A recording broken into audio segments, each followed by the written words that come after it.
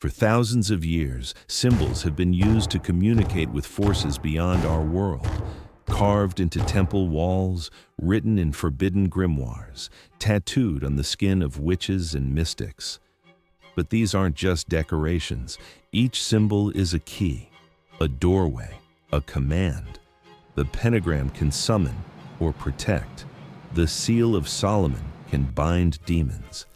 And some symbols are so dangerous that simply drawing them is considered an act of rebellion against God. Today, you're going to meet 7 of the most powerful, controversial, and misunderstood symbols in occult history.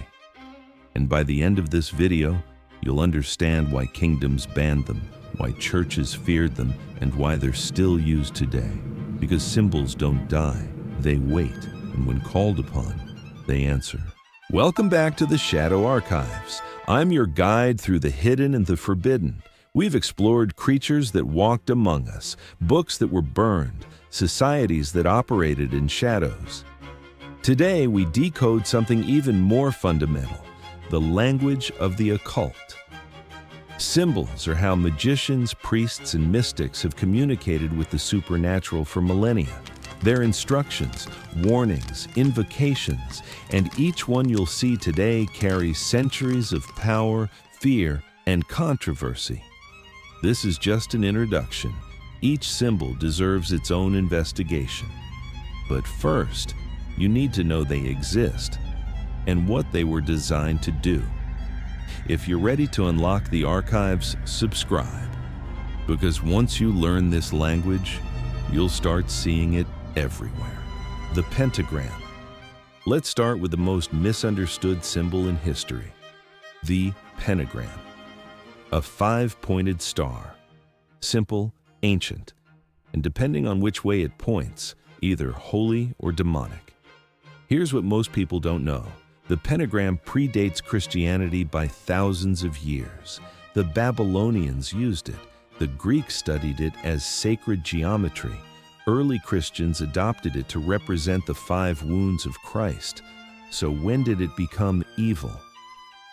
In the 19th century, occultist Eliphas Levi flipped it. He declared that an upright pentagram, point up, represents spirit ruling over matter, divine order, protection.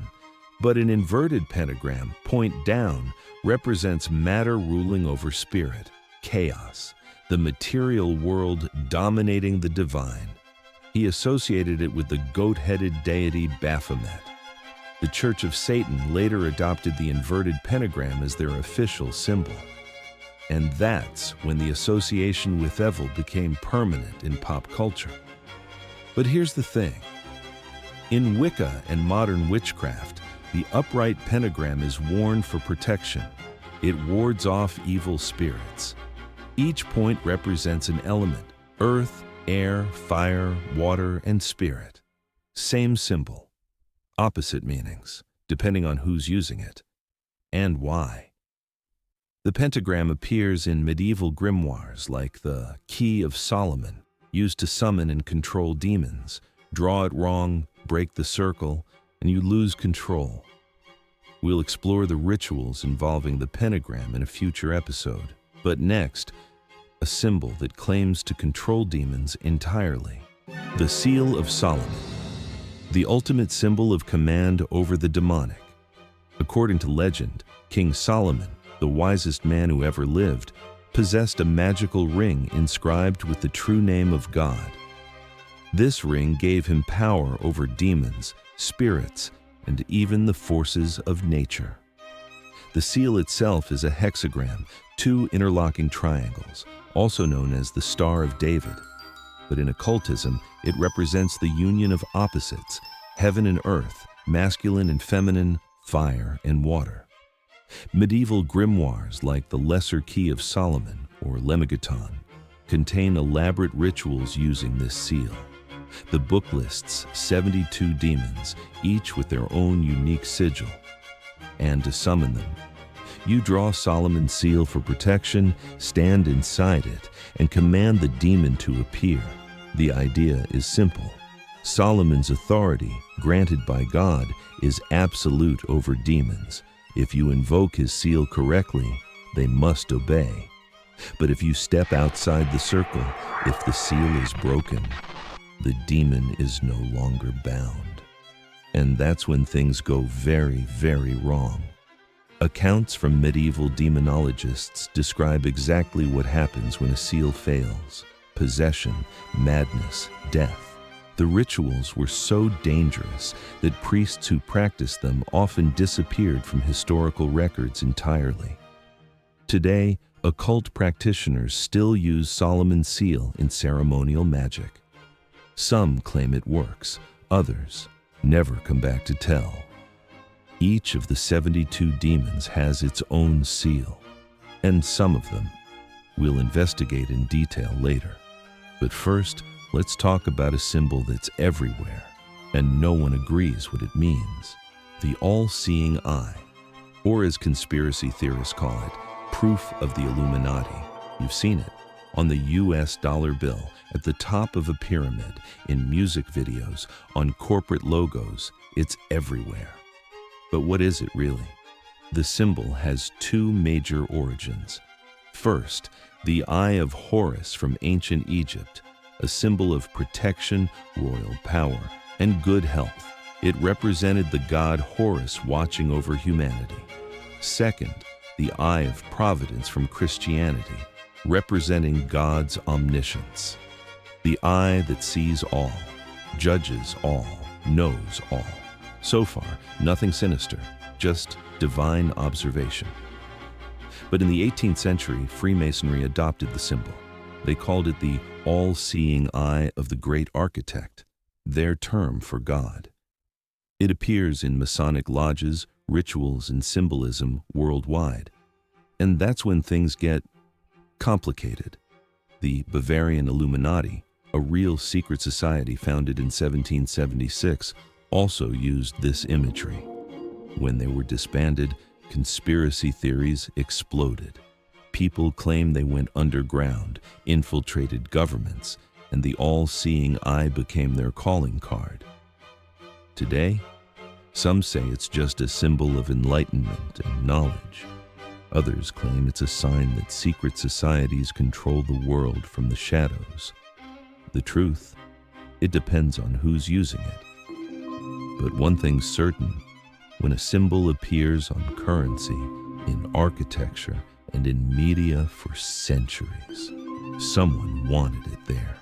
The question is, why? We'll dive into the Illuminati and Freemasonry in future episodes. But next, a symbol that's even more controversial: the Sigil of Baphomet, the official symbol of the Church of Satan.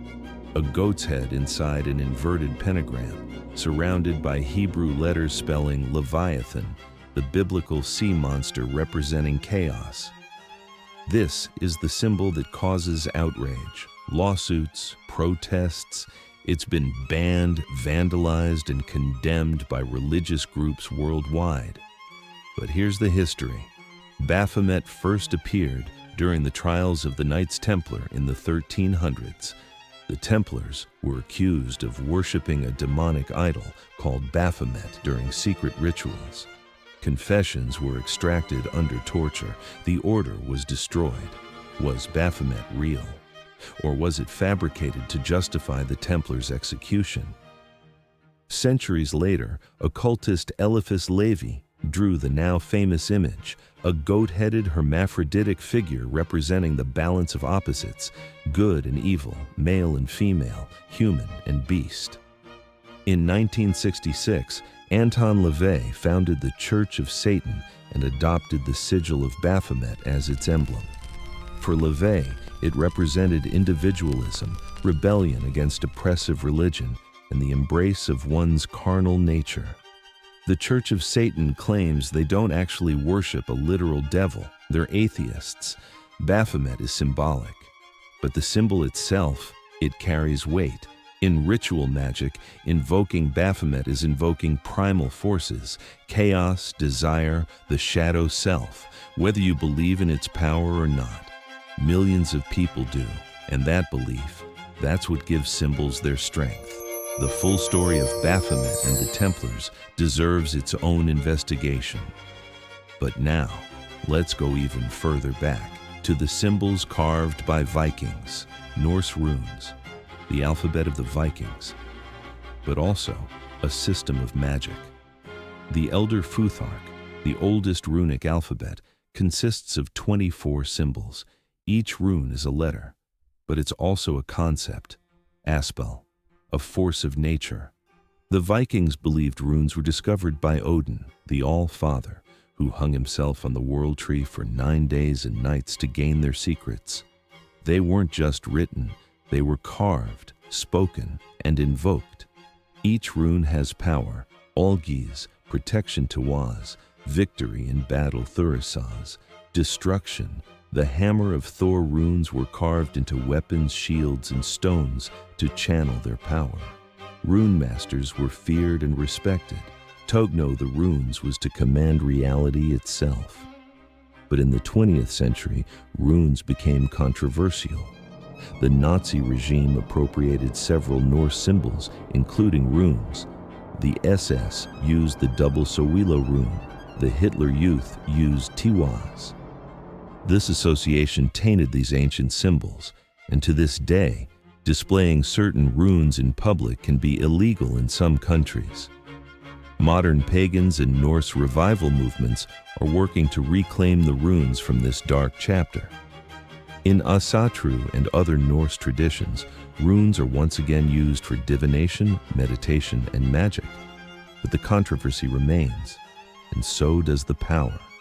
Because runes aren't just symbols. In Norse belief, they are the fabric of fate itself. Runes deserve an entire series. There are 24, each with layers of meaning. But next, a symbol that bridges multiple traditions. The inverted cross. In horror movies, it's satanic. In reality, it's Christian. Let me explain. The upside-down cross is called the Cross of St. Peter.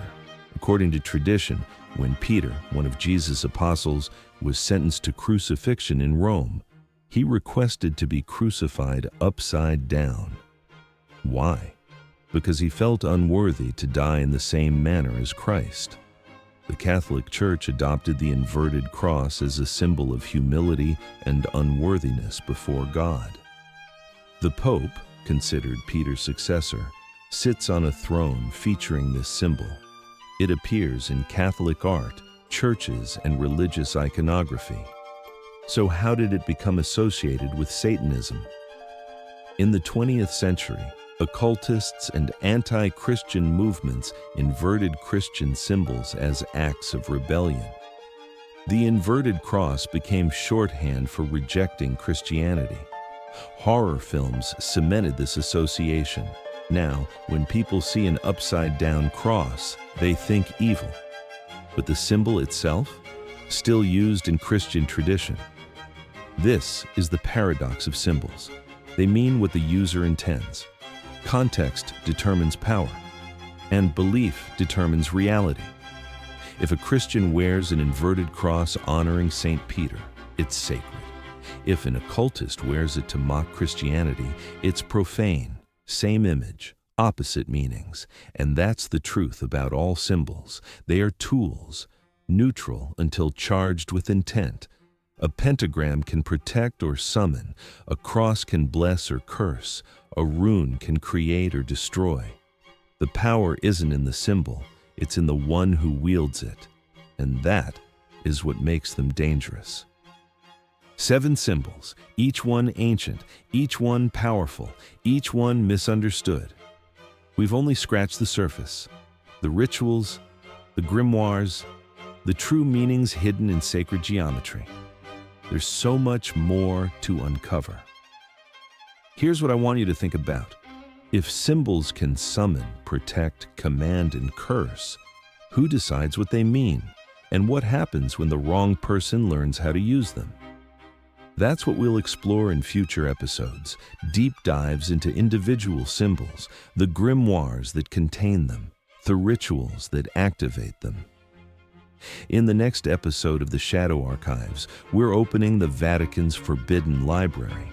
5 books the church tried to erase, and you'll see the symbols inside them. If you want to keep decoding the hidden, subscribe and hit the bell. Drop a comment. Which symbol shocked you most? Or which one do you want a full investigation on? The archives are open, the symbols are waiting, and once you know their language, you'll never see the world the same way. I'll see you in the next one.